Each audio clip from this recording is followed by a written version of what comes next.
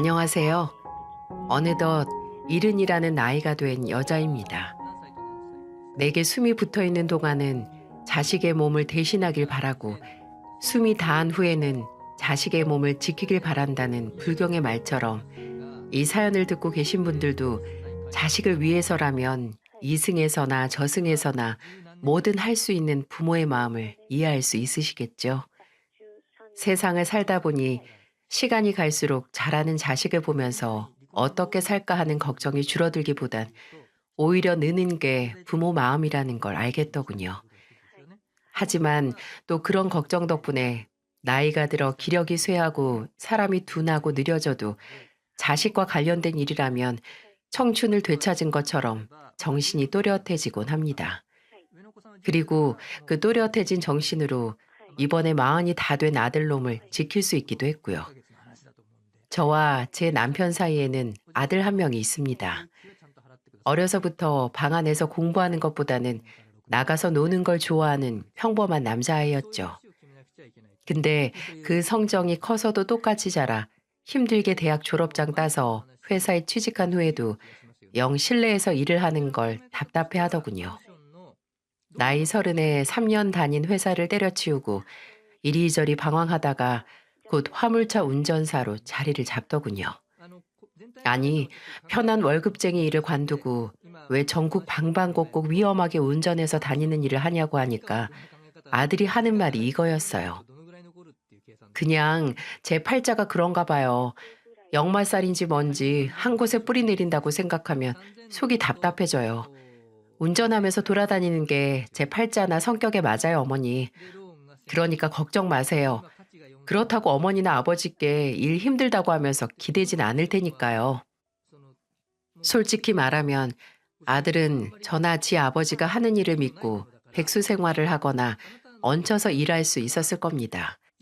저는 오랫동안 큰 설렁탕 집을 운영했고 남편은 자재 공장을 운영했으니 부모 재력을 믿고 다른 일을 할 수도 있었을 거예요. 하지만 아들이 단호하게 그런 도움 하나 원하지 않고 전국을 돌아다니는 운전사를 선택한 걸 보고 저도 남편도 인정할 수밖에 없었죠. 저희 아들 가슴 속에는 절대로 새 장에 가둘 수 없는 파랑새가 살고 있다는 걸 말이죠. 아들은 워낙 어렸을 때부터 외동답지 않게 독립적이긴 했습니다. 사소한 참견이나 도움도 성가셔했고 혼자서 해내는 걸 당연시 여겼었죠. 애가 초등학교에 다닐 때도 알림장 한 번 제게 보여준 적이 없었어요.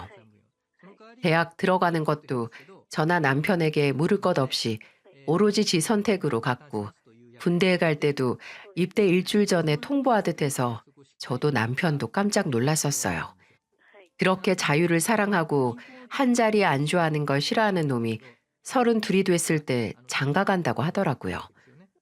솔직히 남편과 저는 아들의 그 자유로운 성정 때문에 결혼도 늦게 할 거라고 예상했고 어쩌면 평생 혼자 살 거라고 대뜸 선언할 수도 있겠다라고 종종 대화를 했었거든요. 근데 갑작스럽게 만나는 아가씨가 있고 결혼까지 생각한다니 놀랄 노자였죠. 아니, 어디서 만났는데 얼마나 받고. 아니, 여보, 일단 이름부터 물어야지. 그리고 뭐 하는 아가씨야? 휴, 아들 숨 좀 돌릴게요. 이름은 김도연이고 저보다 2살 어려요. 그냥 중소기업 회사 다니고 동수가 소개시켜줘서 만났어요. 다음 달이면 만난 지 1년 될 것 같은데요. 어머, 동수가? 동수? 그 최동수 말하는 거야? 민철이 중학교 동창? 맞아요. 동수 이전 직장에서 후배였대요. 아, 동수 이직했다고 했었지? 동수가 명절이면 아직도 우리한테도 선물 보내. 그건 그렇고 너는 1년이나 여자를 만났으면서 네 애비나 애미한테 언질 하나 없어? 저도 이렇게 오래 만날 줄은 몰랐어요. 정식으로 결혼 얘기가 나와서 그래서 말씀드리는 거고요.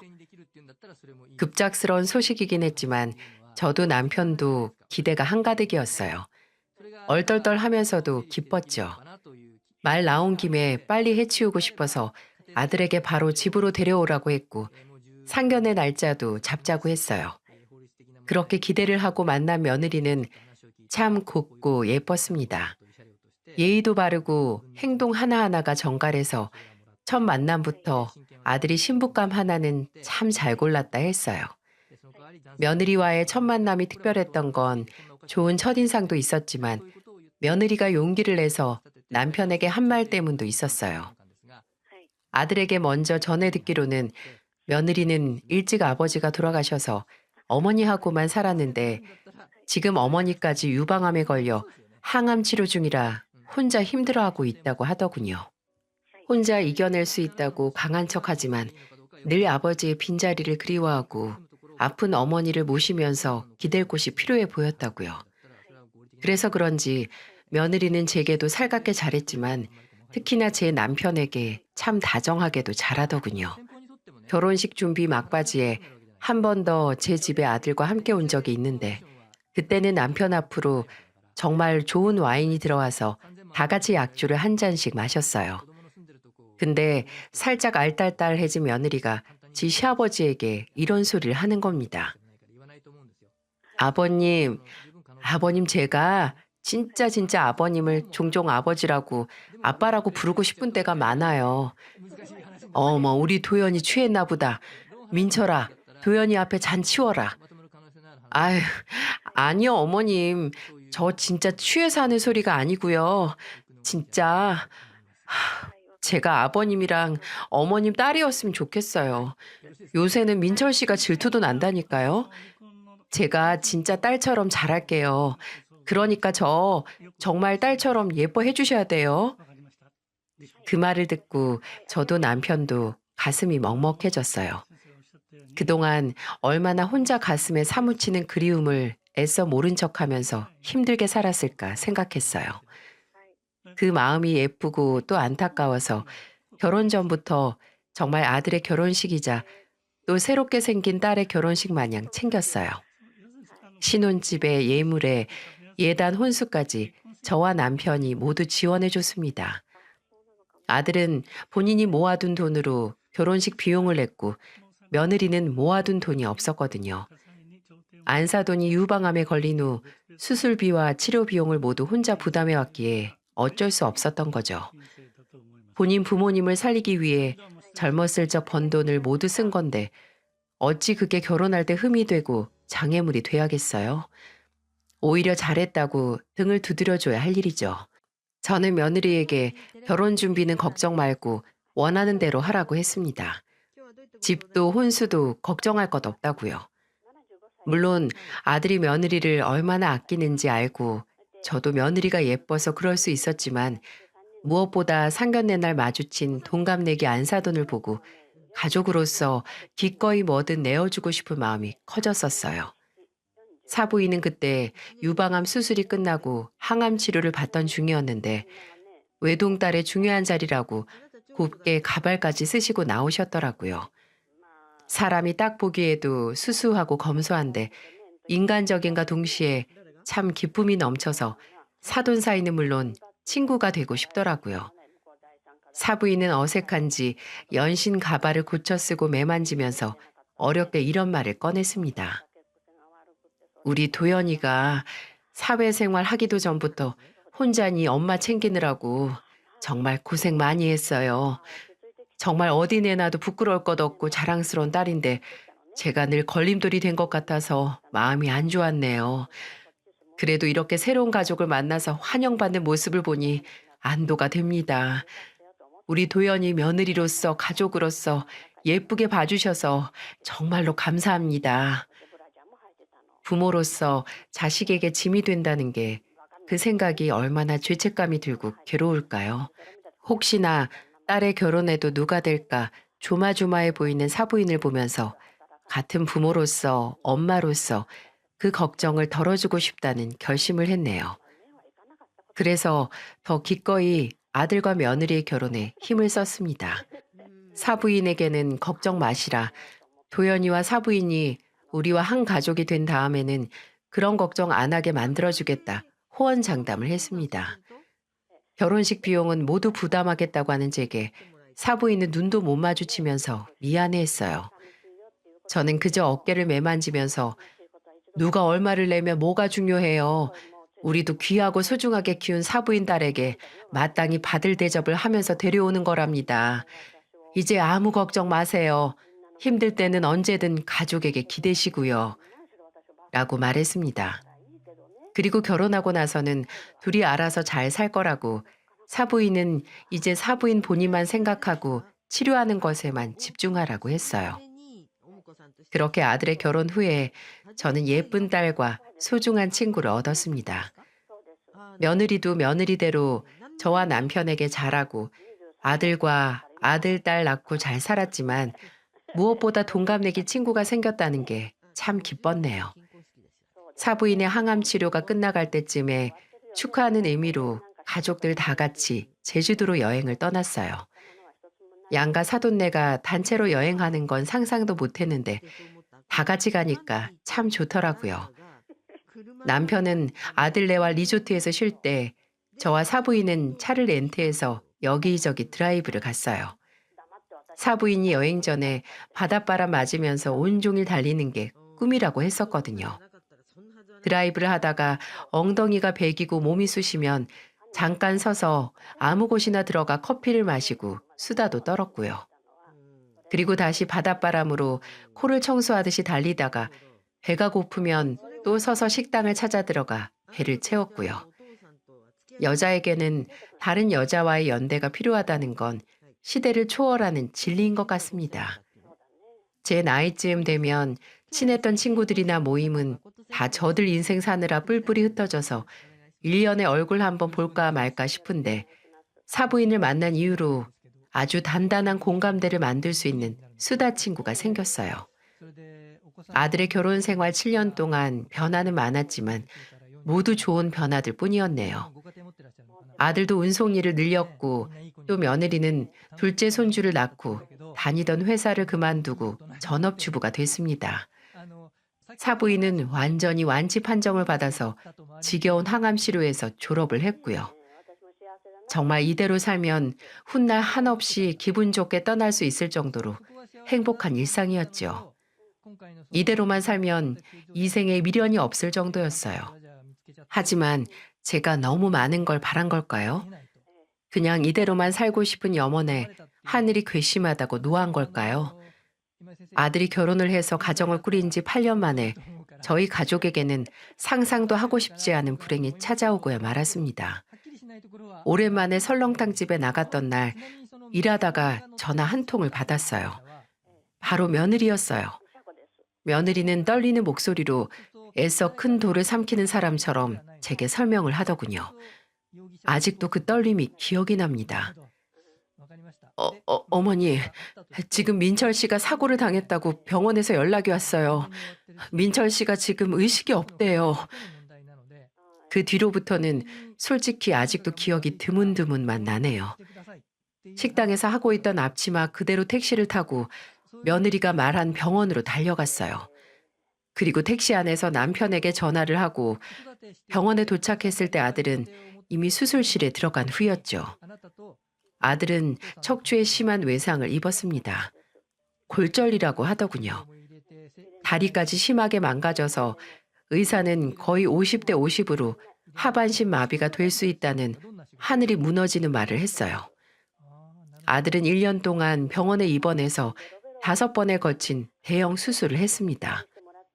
그동안 며느리도 저도 아들에게 매달려서 병간호를 했어요. 수술 후에 물리치료와 재활치료를 받긴 했지만 그때 아들은 휠체어가 없으면 움직이지도 못할 정도로 심한 상태였거든요. 보고 옆에서 도와주는 사람도 가슴이 미어지는데 그 독립적이고 남의 도움 받기 싫어하는 애가 하반신 마비라니 정말 지켜볼 수가 없을 정도로 아들은 좌절했습니다. 아들이 병원에서 혼자 휠체어에 앉아서 화장실에 가거나 이동을 하려고 하다가 몇 번을 넘어지고 엎어졌는지 몰라요. 사고를 당하고 수술을 받고 나서는 살들이 모두 예민하고 약해져서 조그만 해도 바로 상처가 나고 멍이 들었거든요. 어째 병원에 입원해서 치료를 받는 동안 몸에 나는 상처가 더 늘어나는 것 같았네요. 3번째 수술 후에는 지칠 대로 지쳐서 무건 수행에 식음을 전폐하기도 했습니다. 시름시름 말라가는 아들과 함께 저도 며느리도 온 가족이 함께 말라가는 것 같았어요. 하루는 며느리를 집으로 보내 쉬게 하고 제가 아들 병실 옆 간이 침대에서 자고 있는데 누가 흐느끼는 소리를 듣고 깬 적이 있었어요. 눈을 슬며시 뜨니 침대에서 아들이 저를 보고 숨을 삼키면서 울고 있는 거예요. 저는 조용히 일어나서 그런 아들의 손을 잡고 함께 울었습니다. 그렇게 한참을 울다가 우리가 왜 이러고 있지 하는 생각에 눈물을 닦고 오히려 씩씩하게 말했어요. 울고 싶을 때는 원 없이 우는 게 좋지만 우리가 왜 이렇게 울고 있니? 자식이 죽었어. 아니면 부모님이 돌아가셨어. 멀쩡히 다 살아있고 받을 수 있는 치료하고 도움 다 받을 수 있는데 민철아, 너 정신 똑바로 차려라. 어린 정인이랑 희민이도 매일 아빠 만날 날만 보면서 살고 있는데 네가 이렇게 약해지면 쓰니? 보고 기대고 살 아버지가 이렇게 질질 짜고 있으면 쓰냐고. 좋아질 거만 생각하자. 그러니까 걱정하지 마. 아들은 그 후로 2번의 수술을 더 받고 퇴원을 할 수 있었습니다. 여전히 휠체어를 타야 하고 수백 번의 물리치료 덕에 정말 몇 발자국은 목발을 짚고 갈 수 있는 정도였지만 첫 번째 수술을 했을 때보다 장족의 발전을 한 거였기에 더 희망을 버릴 수 없었네요.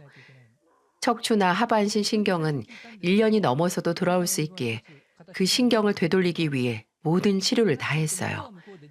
저도 종종 아들을 재활센터로 데려다주고 집에서 간병을 하느라 고생을 하긴 했지만 정말 고생한 건 매일 24시간 붙어있던 며느리였죠.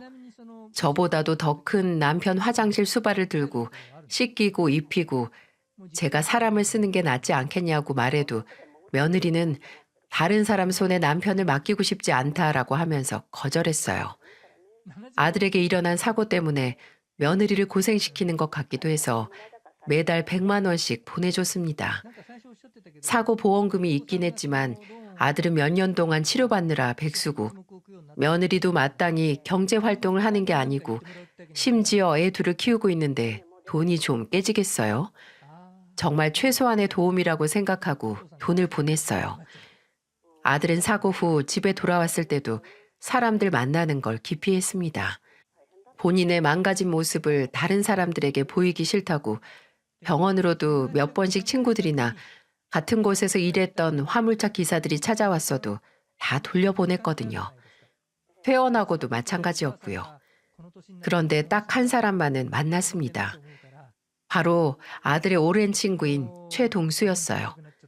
아들에게 며느리를 소개시켜준 인물이기도 한 동수는 아들과 중학교 시절부터 친구였습니다.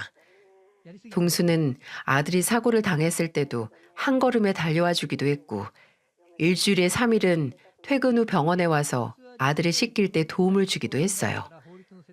아들은 그런 동수에게만은 사고 후에도 마음을 닫지 않았어요. 동수는 아들뿐만이 아니라 저와 남편도 챙겼습니다. 하루는 연락도 없이 장어와 사골 선물 세트를 들고 찾아왔더라고요. 그리고 놀란 저를 마주 안아주면서 민철이만큼 고생한 게 어머니인 거 다 안다. 그래도 끝까지 희망을 버리지 마시라고 하더군요. 그리고 울기까지 했습니다. 민철이의 친구로서 큰 도움을 못 주는 것 같다고 너무 미안하다고 하면서 말이죠. 그 마음이 너무 예쁘고 대견해서 저도 손을 잡고 함께 울었습니다. 근데 그 마음이 정말 친구로서 안타까운 마음뿐만이 아니라 정말 죄책감에서 나오는 눈물이었을 줄 누가 알았겠어요. 아들은 예전보다 말이 없어지고 쉽게 우울해했지만 그렇게 큰 사고를 당하고 세상에 회의적이게 되지 않을 사람이 얼마나 있겠어요? 그래도 퇴원 후에는 병원에서 갇혀 생활했던 시간보다 생기를 되찾긴 했습니다. 열심히 재활 치료도 받고 집에서도 틈틈이 재활 운동기구를 들여서 운동도 했어요.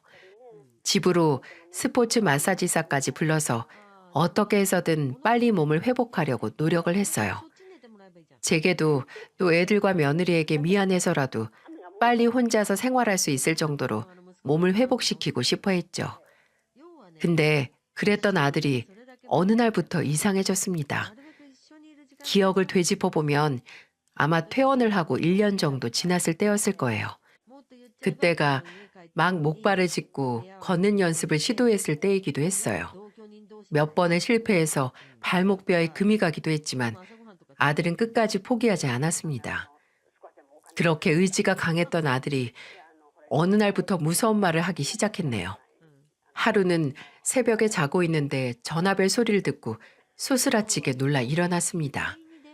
아들의 사고 후로 갑자기 울리는 벨소리에 노이로제가 생길 지경이었거든요. 급하게 받으니 아들이었어요. 아들은 술을 먹은 건지 혀가 꼬여서 말을 하는 게 아니겠어요? 여보세요? 민철이 너 술 먹었니? 너 재활 치료하면서 술 먹는 거 안 좋다고 했잖아. 아, 죄송해요. 어머니, 제가 너무 힘들어서 제가 속에 사무치는 일이 너무 많아서 한잔했어요. 어머니 죄송합니다. 그래, 너 속상한 거 안다. 잘 알지. 몸도 답답하고 매일 지긋지긋하게 재활치료해서 힘든 거 이 엄마가 너무 잘 알지 민철아. 아니에요. 내 마음 아무도 몰라. 어머니도 모르고 아버지도 모르고 애 엄마도 모르고 진짜 내가 불구된 다음에 나 사랑해주는 사람 한 명도 없어. 진짜 사라지고 싶어요. 가슴이 철렁 내려앉더군요. 사고가 나고 한 번도 극단적인 말을 한 적이 없는 녀석이 그 새벽에 전화를 해서 이런 소리를 하다니 무슨 사단이 날 것 같아서 손이 벌벌벌 떨리더군요. 아들이 전화를 끊자마자 다시 걸었지만 받지도 않았고 저는 침착하게 며느리에게 전화를 걸었어요. 며느리는 자다 깬 목소리로 전화를 받았고 저는 다짜고짜 이런 말을 했어요. 예, 도연아, 민철이 지금 어디 있니? 집에 있니? 네 옆에 있어? 네? 당연히 집에 있죠. 요새 제가 애들 방에서 자서 잠시만요. 그리고 휴대폰 너머로 발자국 소리와 문이 열리는 소리가 들렸어요. 그리고 이내 며느리가 한숨을 쉬면서 말을 했죠. 어머니, 이 사람 집에 있어요. 위험하게 또 혼자 거실에 나왔나 봐요. 목발도 있고 술 먹다가 잠들었나 본데 이 사람이 혹시 어머니께 전화 걸었어요? 그래, 전화 걸어서 사라지고 싶다느니 하는 소리를 하는데 걔 요즘 무슨 일 있니? 아, 요즘 하는 재활치료가 마음만큼 잘 안 돼서 예민해지긴 했어요. 근데 민철 씨가 성격이 급한 거지 센터에서는 평균보다 빠르게 나아지고 있다고 했는데. 도연아, 내가 심장이 떨려서 도무지 살 수가 없다. 민철이 얘 그러다가 무슨 일 내면 어쩌니? 걱정 마세요, 어머님. 술 먹어서 이런 말 저런 말 튀어나온 것 같고 또 저도 옆에 있잖아요. 제가 잘 달랠 테니까 너무 초조해하지 마세요. 지금은 혼자 마음 정리를 하고 생각할 시간이 필요한 것 같으니까 그럴 수 있게 거리를 두는 것도 필요한 것 같아요. 그맘때쯤 예민해지고 재활 때문에 힘들어한다는 며느리의 말을 믿었습니다.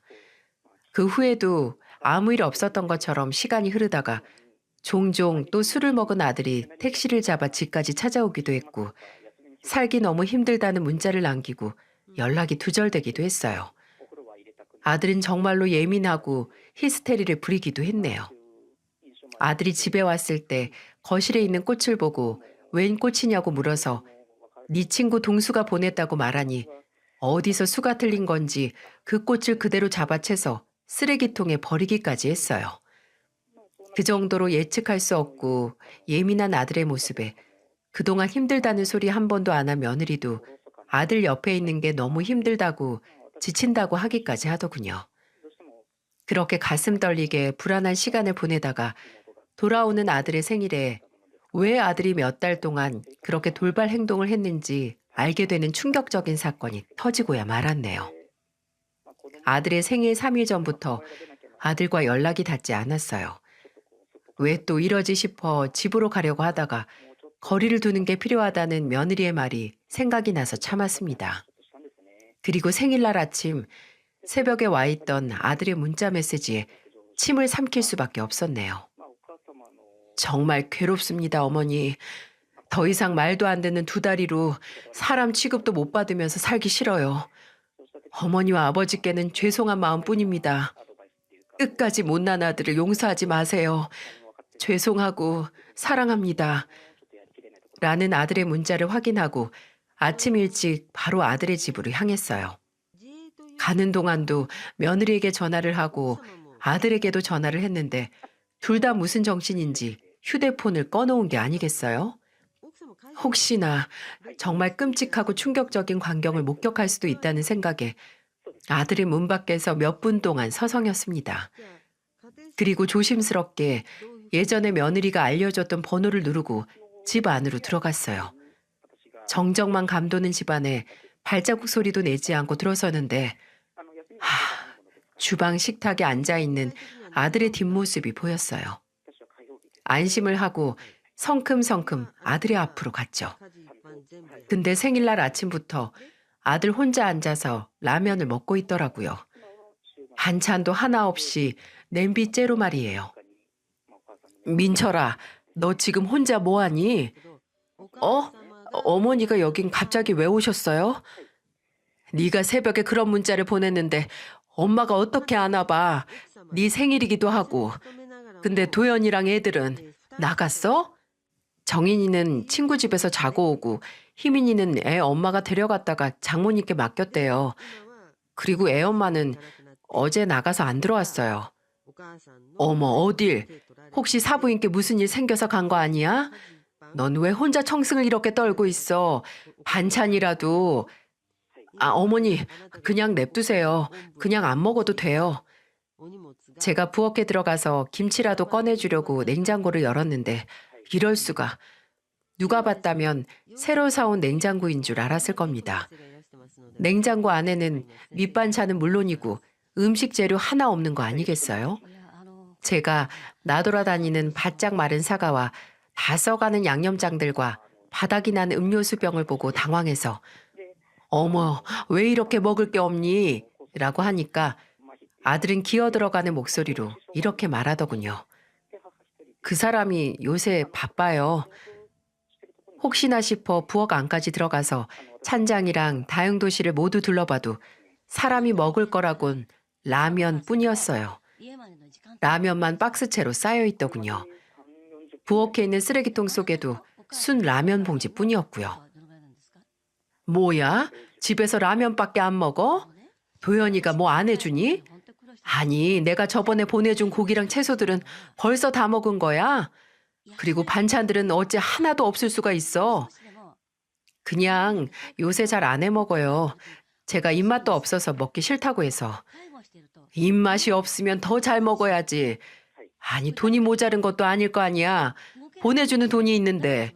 민철아, 너 대체 무슨 일이야? 무슨 일인데 몸은 점점 더 나아지는데 정신이 망가지고 집에서 생일에 혼자 라면 하나 먹고 있는 건데. 이 엄마한테 제발 말 좀 해봐라. 혼자 끙끙 앓지 말고. 저는 아들이 혼자 뭔가 감추고 있다는 걸 알았어요. 아들은 제 눈도 안 마주치고 연신 입술을 축이면서 얼굴을 쓸어내렸거든요. 엄마로서 아들이 초조하고 비밀이 있을 때 하는 행동쯤은 알고 있었어요. 제가 옆에 앉아서 계속해서 제발 말해달라고 무슨 일이든 이 엄마는 네 편이라고 하면서 매달리는 듯 물으니까 아들은 갑자기 울음을 터뜨리고 말았어요. 답답해서 정신이 어떻게 되는 줄 알았습니다. 하지만 인내심을 갖고 아들이 입을 열길 기다렸고 몇 분 후에 아들이 진정을 하고 제게 한 말들은 제 몸의 온도를 최소 10도 이상을 오르게 만들었어요. 아들은 천천히 그동안 제가 모르고 있었던 이야기를 해주기 시작했어요. 아들이 퇴원을 해서 집에 돌아오고 몇 달 안 지나서 동수가 집에 찾아왔다고 합니다. 아들이 집에 오고 좀 우울하고 답답해서 동수를 불렀나 보더라고요. 아들과 며느리와 함께 셋이서 밤까지 음식을 해먹고 술을 마시면서 시간을 보냈다고 합니다.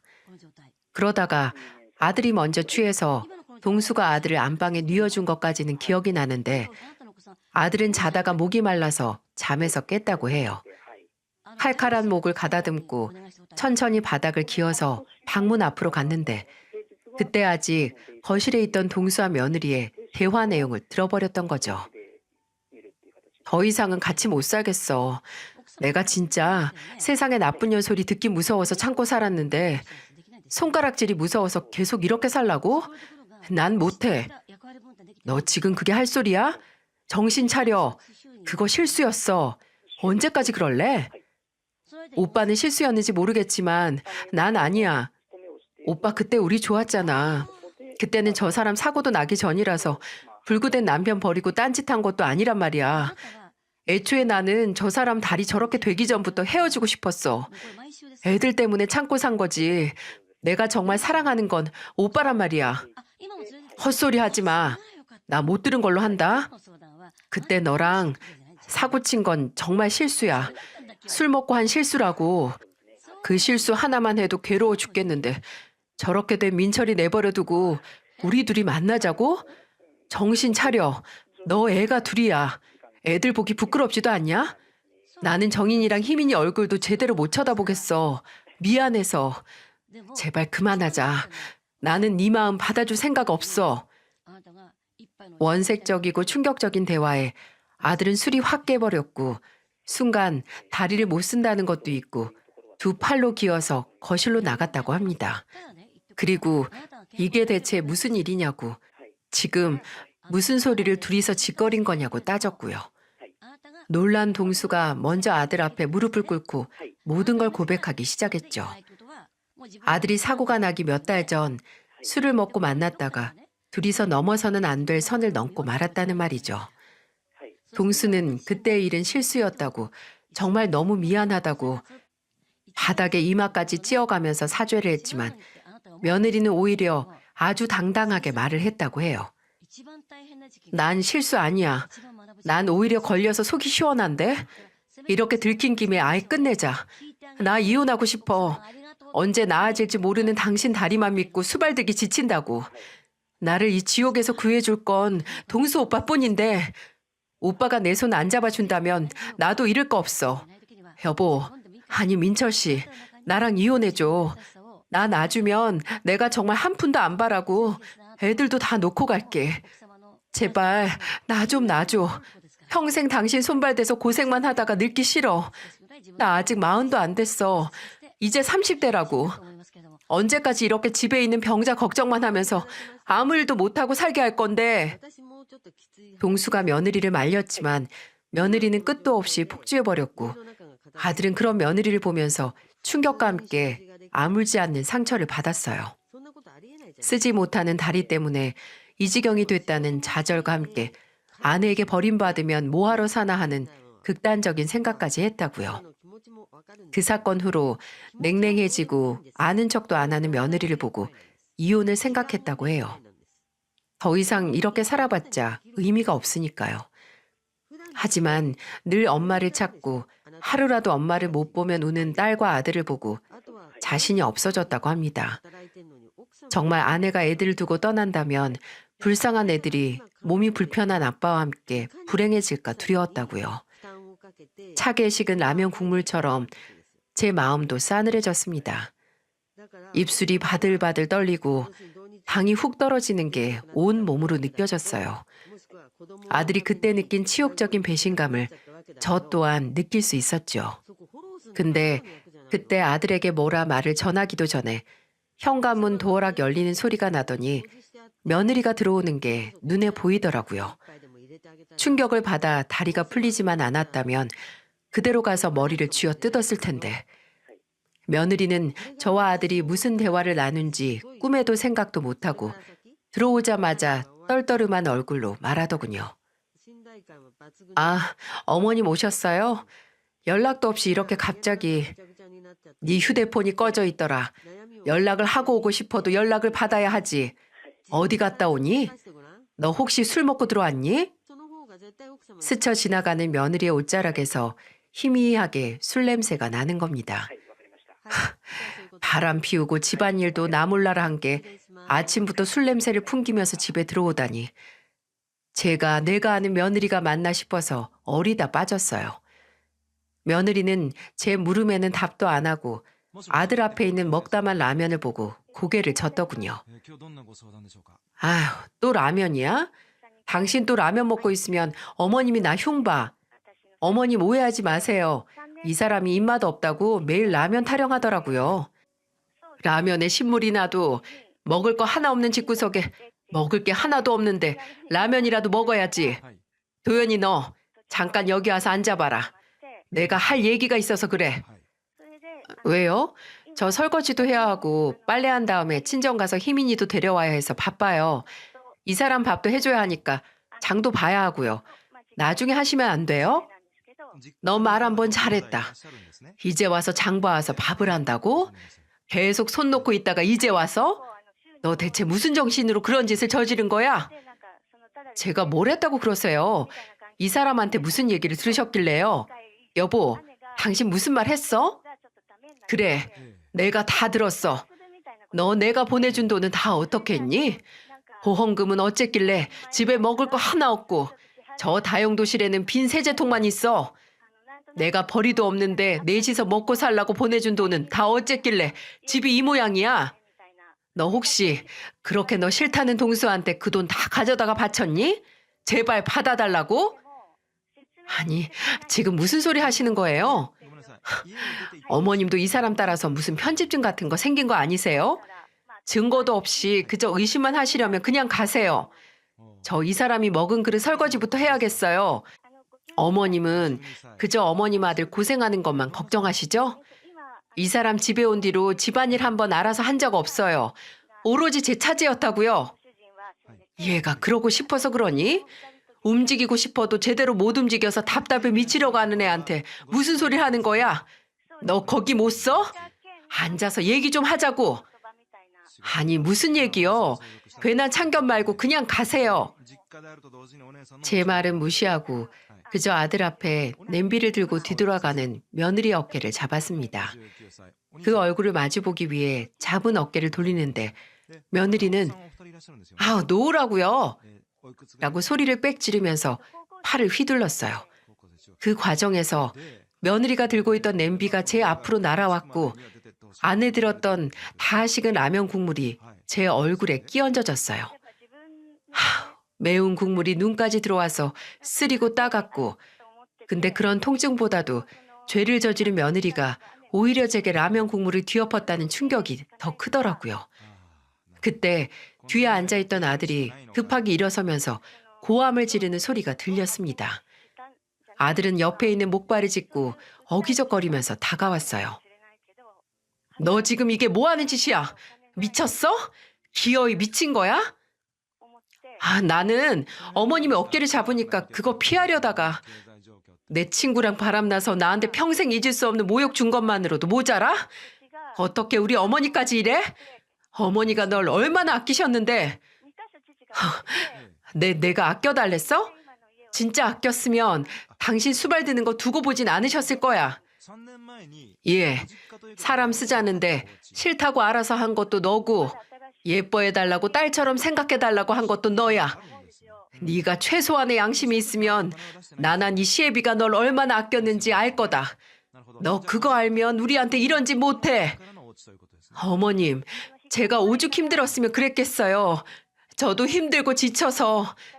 그래, 힘들었겠지. 나도 잘한다. 그 나이에 남편 수발드는 거 쉬운 일 아니야. 근데 네가 선택한 거다. 네가 내 아들이랑 결혼하기로 선택했고 사고 난 후로 네가 옆에서 손발도 해서 간호한다고 했어. 본인이 내린 결정에 왜 우는 소리야? 아니 너 민철이 사고 난 다음에 동수랑 사고 친 것도 아니잖아. 사고 나기 전부터 이미 음흉한 속 숨기고 있다가 이제 수발드는 것도 질리고 힘드니까 이제 와서 헤어진다고? 네가 그러고도 사람이니? 네, 이제 와서 헤어지고 싶은데 저 사람이 안 놔주네요, 어머님. 저 없으면 못 살겠대요. 하기야, 혼자 화장실 가는 것도 씻는 것도 못하는데 애들은 어떻게 보겠어요? 저 사람이나 어머니나 지금 저한테 큰 소리칠 입장 아니에요. 저 없으면 저 사람 옆에서 살 여자가 어디 있겠어요? 흥, 착각하지 마. 너 같은 거 언제든 어디서든 대체할 수 있어. 그래, 너 원하는 대로 이혼하자. 갈라서자고. 너 자유롭게 해줄 테니까 이 집에서 그 몸뚱아리 하나만 챙기고 나가서 잘 살아봐. 너 같은 거한테는 나도 우리 가족도 다 과분해. 그렇게 원하는 가족을 만들어줘도 지복 지가 걷어차는 애한테 차고 넘치는 복이지. 어디 그렇게 원했던 것처럼 나가서 혼자 잘 살아봐. 그렇게 말하면 누가 무서워서 벌벌 떨면서 빌 것 같아? 어머님 들으셨죠? 이 사람이 먼저 이혼하자고 한 거예요. 제가 아니라. 어머님 아들 이제 혼자서 낑낑거리며 살겠네요. 그쵸? 혼자서 낑낑거리면서 사는 건 너지. 내 아들이 왜 혼자 살아? 애들도 있고 나도 있고 애 아버지도 있는데. 너 같은 건 곁에 있는 가족이 불쌍하고 아깝다. 그동안 그 연기하면서 사느라 고생했어. 민철이 말대로 자유롭게 잘 살아라. 원 없이. 얼굴이 빨개져서 어버버하는 며느리를 그대로 집에서 내쫓았어요. 혼자가 되는 걸 두려워한 아들은 끝내 이혼을 결심할 수 있었답니다. 눈앞에서 애미가 라면 국물을 뒤집어 쓴 걸 보고 더 이상 참을 수 없던 거겠죠. 남편은 아들을 데리고 이혼 전문 변호사를 알아봤고 저는 그저 이혼만으로 참을 수 없어서 다음날 바로 사부인을 찾아갔어요. 며느리는 집을 나가서 친정에는 가지 않았는지 사부인은 둘째 손주와 함께 세상 아무것도 모르고 있더라고요. 웃는 얼굴로 저를 맞이해준 사부인은 이내 제가 차분하게 하는 설명을 듣고 두 다리가 풀려서 주저앉고 말았습니다. 사부인은 등을 덜덜 떨면서 아무 말도 못하고 그냥 죄송하다는 소리만 했어요. 사부인 탓을 하려는 게 아닙니다. 며느리, 아니 그 애가 저지른 행동에 아들도 저도 우리 가족 모두 충격을 받고 상처를 받았어요. 아마 이 상처는 평생 잊을 수 없겠죠. 근데 그 애는 저나 아들한테 미안하다, 잘못했다는 소리 하나 없더군요. 믿어지세요? 어떻게 사람이 이렇게 바뀔 수 있는지. 사부인, 정말 죄송합니다. 딸 자식 그거 하나 있는 게 어떻게 이런... 제가 어떻게 해서든 사부인이나 송사위에게 용서를 빌게 할 테니까 제발 조금이라도 노여움을 푸셨으면 좋겠어요. 어찌됐든 이혼을 하는 건 막을 수 없을 것 같네요. 정말 이렇게 끝이 날 인연이라고 상상도 못했는데 유감스럽습니다. 사부인의 집에서 둘째 손주를 데리고 집에 오고 일주일 뒤에 놀랍게도 며느리가 찾아왔더군요. 그 당시 아들을 손주들과 혼자 둘 수 없어서 다 저희 집에 있었거든요. 근데 연락도 없이 찾아온 며느리의 꼴이 가관이었습니다. 모자를 쓰고 집에 들어온 며느리는 집에 들어오게 하자마자 모자를 벗었는데 머리가 거의 삭발이 되다시피 짧게 잘려있는 게 아니겠어요? 며느리는 그 꼴로 울면서 저와 아들에게 미안하다, 정말 잘못했다고 용서를 구하더군요. 용서를 못 받아도 할 말이 없어요. 정말 사람으로서 못할 짓 했어요. 죄송해요. 당신한테도 정말 미안해. 내가 너무 힘들어서 실수했어. 미안해. 정말 모두에게 다 죄송합니다. 딱 보기에도 누구의 말을 듣고 용서를 빌러온 줄 알겠더라고요. 사부인이 힘을 쓰신 거죠. 딸의 머리를 빡빡 밀고 가서 용서를 받든 말든 일단 빌라고 보낸 겁니다. 노력이 가상하긴 했지만 저도 아들도 그렇게 비는 며느리 앞에서 한마디도 하지 않았어요. 그저 뭘 잘했다고 서럽게 우는 며느리를 한참을 보다가 그대로 내보냈어요. 그리고 이혼 소송을 시작했죠. 이혼 소송 과정 중에 아들은 며느리가 놓고 간 노트북에서 구질구질하고 어마어마한 사실을 알아냈는데요. 며느리는 동수에게 버림받고 다른 사람을 찾아다녔나 보더라고요. 인터넷에서 친목 모임을 만들어서 그곳에서까지 다른 남자들과 실제로 만남을 했던 채팅 내역을 발견했어요. 물론 그것도 이혼 시 외도 증거 자료로 변호사에게 건넸고요. 근데 분이 안 풀리는 겁니다.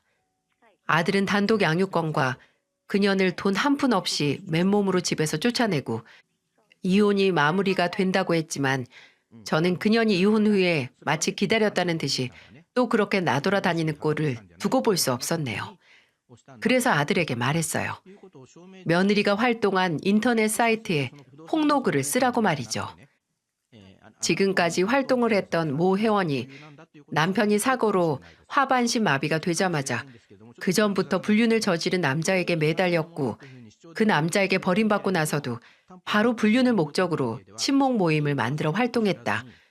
가정을 파탄내고 은혜도 모르는 추잡한 인간이니 부디 조심하라고 폭로글을 기고했어요.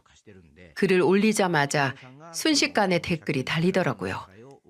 며느리가 활동하던 닉네임이나 실명을 거론하지 않았지만 부분적으로 잘라 올린 불륜 대화 내용을 보고 신기하게도 다른 회원들이 단박에 며느리라고 추측을 하는 게 아니겠어요? 그 폭로글을 기고하고 며칠 후 며느리로부터 아들에게 몇 번 연락이 왔다고 합니다. 명예훼손으로 고소한다고 난리를 쳐대서 아들은 그러라고 했대요. 본인도 위자료 준비할 테니 너도 이혼할 때 나한테 줄 위자료 준비하라고 했다고요.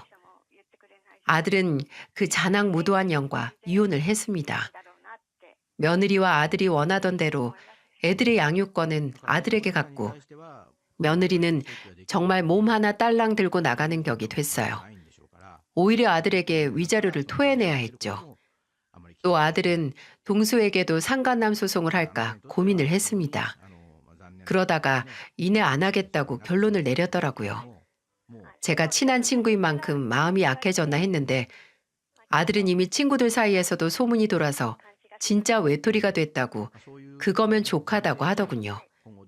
시원하다고 잘 살 거라고 떵떵거리던 그녀는 이혼하고 반년도 지나지 않아 아들에게 먼저 연락을 해왔네요. 아들은 이혼 후에 아예 집을 팔고 저희 집에 들어와 애들과 함께 살고 있는데 종종 전화를 받고 화를 내고 짜증을 내면서 바로 전화를 끊는 아들을 볼 수 있었어요. 모두 그녀에게서 온 전화였네요. 양육비 한 푼 내지 않는 게 꼴의 애미라고 애들을 보여달라고 빌었답니다. 보고 싶으면 정당하게 밀린 양육비 내라고 했더니 일하는 게 없어서 돈이 없다고 울었다고 해요. 아들이 그럼 장모님에게 도움을 받으라고 했더니 엄마에게도 내쳐져서 지금 혼자라고 제발 애들 좀 보여달라고 싹싹 비는데 아들은 두말할 것 없이 단호하게 거절을 했어요. 만약에 애들이 엄마가 보고 싶다고 했다면 아들도 저도 마음이 약해져서 어쩔 수 없이 만나게 해줬겠지만 일단 손주가 바라지 않았거든요. 그해 10살이 된 첫째 손주가 엄마가 보고 싶다고 칭얼거리는지 동생을 보더니 제게 이런 말을 한 적이 있었어요. 할머니, 희민이는 엄마가 보고 싶다고 하는데 전 아니에요. 그래? 우리 정인이는 정말 엄마를 안 봐도 괜찮니? 네, 엄마가 아빠를 아프게 했잖아요. 저도 알아요. 엄마가 잘못한 거죠? 아빠가 다리를 못 써서 엄마가 우리 버린 거 맞죠? 저는 아픈 아빠 버린 엄마 안 보고 싶어요. 그러니까 엄마가 우리 찾아와도 안 볼 거예요. 그냥 이렇게 아빠랑 할머니랑 할아버지랑 희민이랑 살래요. 할머니, 그러니까 할머니도 저랑 오래오래 같이 살아요. 알겠죠? 제가 커서 할머니 호강시켜 드릴게요. 어린애가 어디까지 알고 있을까 무섭다가도 저런 생각을 할 수 있을 때까지 얼마나 혼자 속을 썩혔을까. 제 가슴이 미어져서 뒤돌아 한참을 울었습니다. 그리고 먼저 제 손을 꽉 잡고 놓지 않겠다는 말을 하는 손주를 보고 결심할 수밖에 없었네요. 앞으로 제게 남은 시간이 얼마나 될지 모르겠지만 그 시간 동안 손주들과 제 아들을 위해 뭐든 하겠다고 말입니다. 사랑하는 가족을 위해 뭐든 하는 삶이 얼마나 가치 있는 일일까요? 이제 아들이 이혼을 한 지도 1년이 넘게 흘렀습니다. 아들은 이제 목발을 짚지 않고도 짧은 거리는 혼자 걸을 수 있을 정도로 상태가 많이 호전됐어요. 가족들도 많은 노력을 했지만 아들도 본인 겪은 모든 일에도 포기하지 않았기에 가능한 일이었겠죠. 그리고 조금 더 일상생활을 문제없이 할 정도로 나아지면 뭐든 다시 일을 시작하고 싶다고 합니다. 애들에게도 부모님에게도 부끄럽지 않은 인생을 살고 싶다고 하네요. 아빠로서 자식으로서 뭐든 하고 싶다고 말이죠.